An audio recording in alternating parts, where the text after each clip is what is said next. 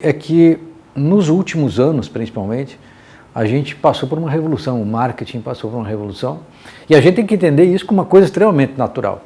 Por quê? Porque com a evolução, com a evolução tecnológica, com tudo que aconteceu no comportamento do consumidor, em função dos smartphones, principalmente, a gente tem que entender que o mundo já não é mais o mesmo. A gente tem que entender que a vibe não é mais a mesma. Agora perceba, nós estamos no ano de 2018, 2019, 2020, 2021, 2022. A gente precisa pensar com as ferramentas daqui para frente. Não adianta a gente pensar nas ferramentas daqui para trás. As ferramentas daqui para trás, elas se foram.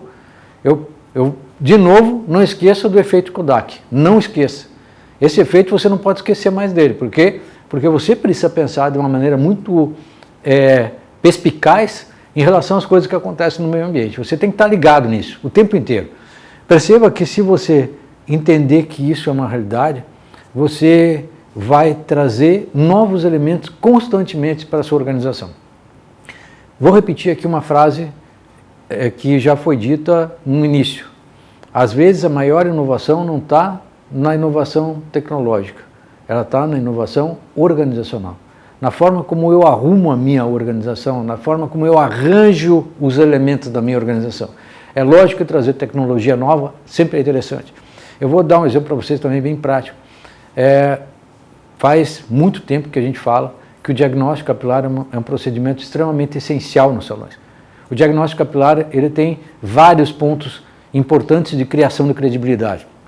Ele mostra que o profissional está preparado para fazer um diagnóstico, ele dá ao cliente uma percepção clara do que é o problema dele, ele mostra a infraestrutura tecnológica ligada àquele salão de beleza e acaba transmitindo essa imagem ao cliente.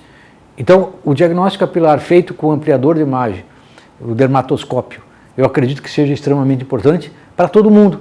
Acontece que uma boa parte dos salões acha isso horrível, ok? Eu não estou dizendo nem que é para você considerar horrível, nem que você... nada. Eu só estou dizendo o seguinte, no momento que você incorpora uma tecnologia dessas para fazer um procedimento que cria credibilidade na percepção do consumidor, é lógico que você pode trabalhar isso como diferencial mercadológico.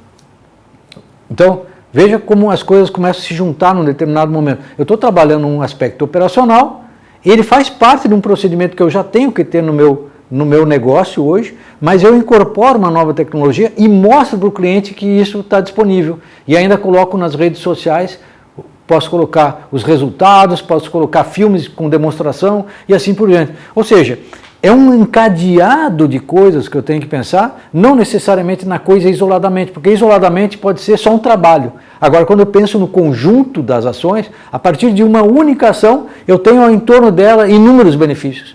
E é justamente isso que a gente tem que pensar. Às vezes, os modelos organizacionais, eles precisam da iniciativa de uma inserção de nova tecnologia. Às vezes não. Eu estou colocando um exemplo prático para você ver o seguinte, às vezes a forma de arrumar os seus profissionais dentro do salão de beleza, a forma como você organiza os diferentes modelos produtivos dentro do salão de beleza, mudam todo o contexto do negócio.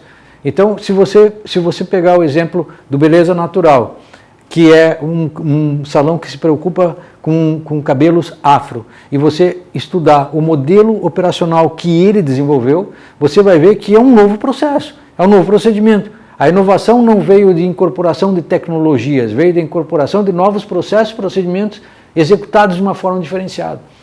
Então, nós temos que pensar nas N possibilidades. Estou dando um exemplo que não cabe para todo mundo, é uma exceção, mas é uma exceção que gerou uma grande unidade de negócio, fortalecida, rentável, com excelente faturamento e assim por diante.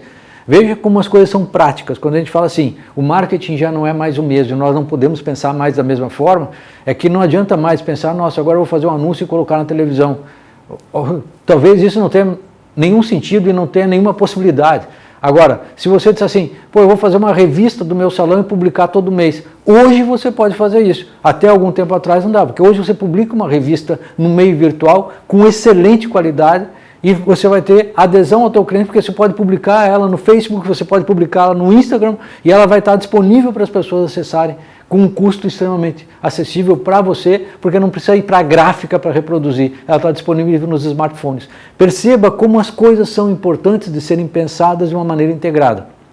Então, você já não está mais no marketing do século XIX e no marketing do século XX. Nós estamos no marketing do século XXI.